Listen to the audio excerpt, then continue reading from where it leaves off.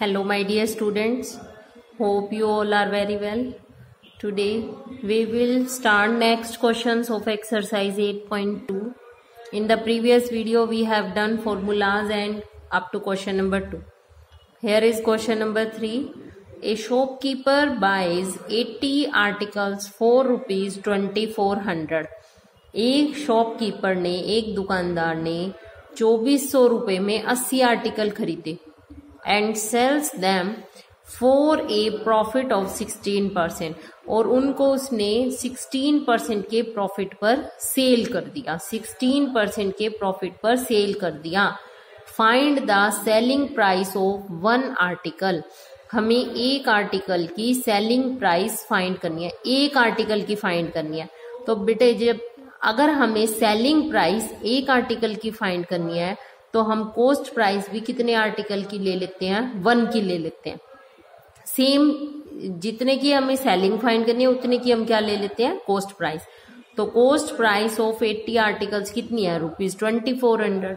तो 1 आर्टिकल की कितनी हो जाएगी, 2400 डिवाइड बाय 80. 0 से 0 कट, 8 3 जा 24, ₹30 आ गए.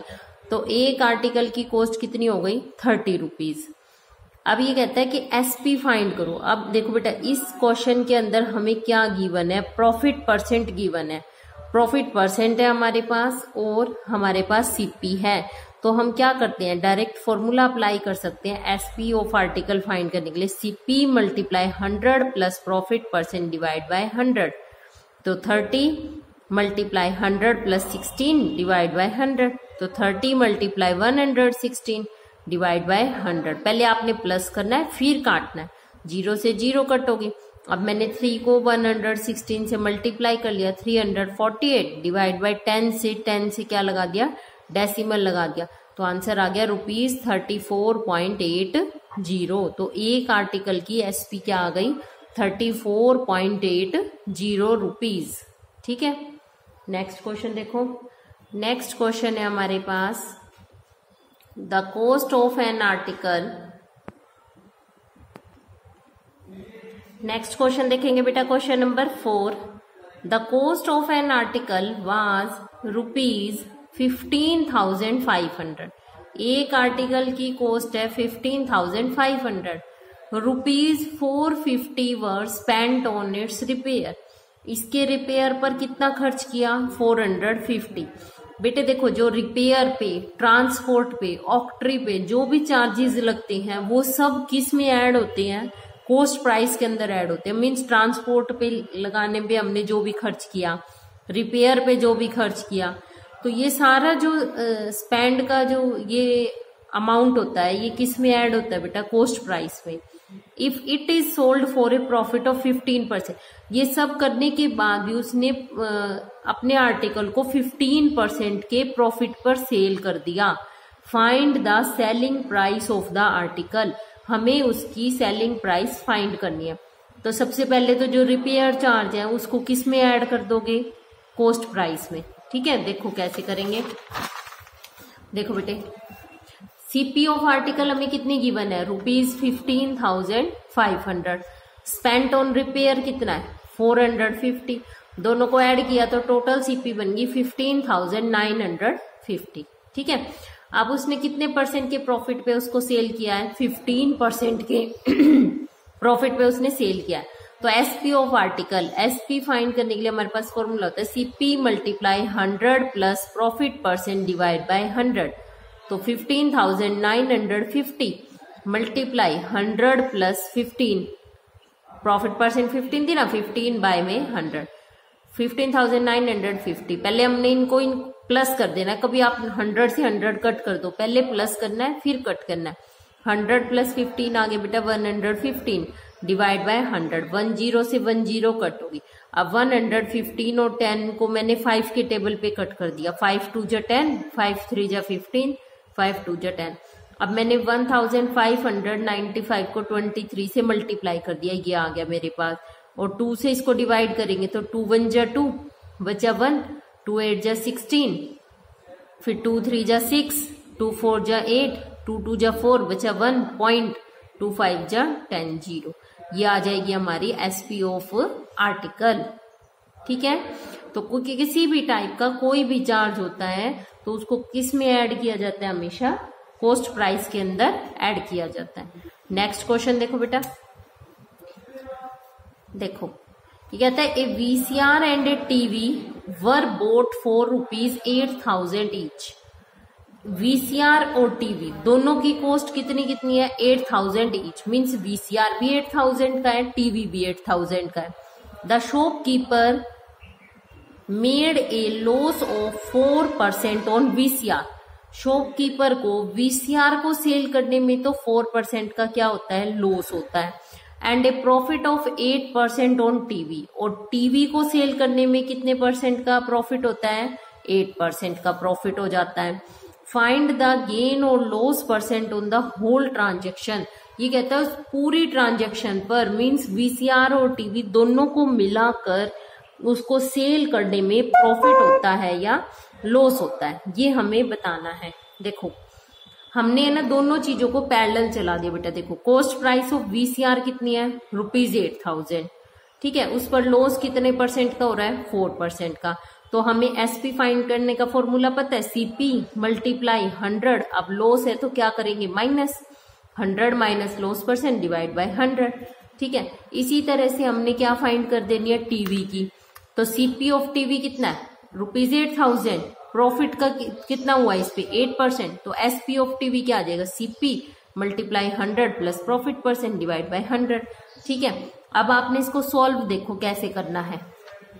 देखो अब हमने किया 8,000, 100 में से 4 माइनस 1 96 डिवाइड बाय 100। 20 से 20 कट होगी तो 80 मल्टीप्लाई 96, 80 को 96 से मल्टीप्लाई कर दिया तो हमारे पास ये, ठीक है।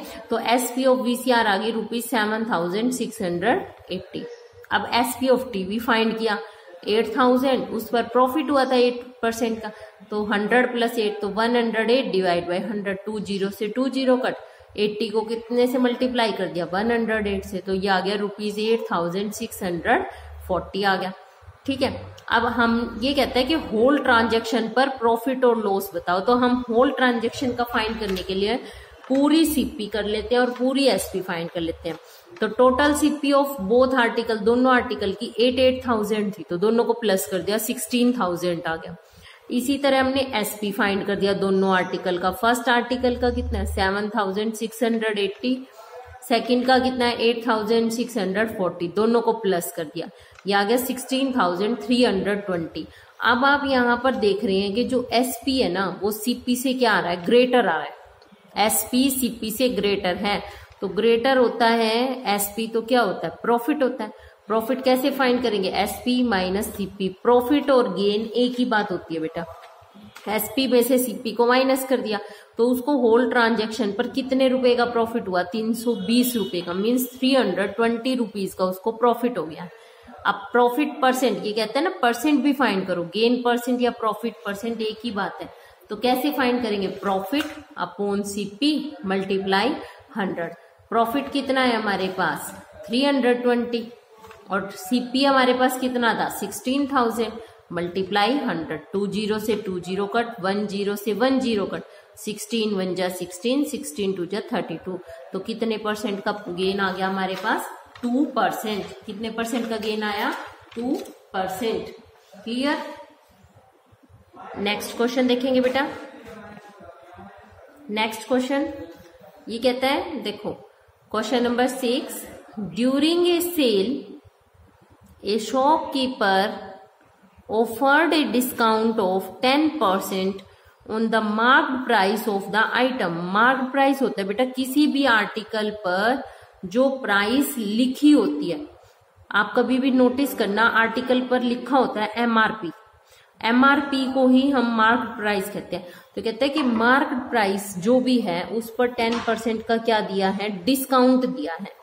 What would a customer have to pay, एक कस्टमर को कितने रुपए पे करने पड़ेंगे, for a pair of jeans, jeans के लिए, मार्क्ड एट ₹1450, और उसकी प्राइस कितनी है, एमआरपी कितनी है जीन्स की, 1450, एंड 2 शर्ट्स और 2 शर्ट के लिए मार्क्ड एट ₹850 ईच, और 2 शर्ट उसने खरीदी और एक शर्ट कितने रुपए की है 850।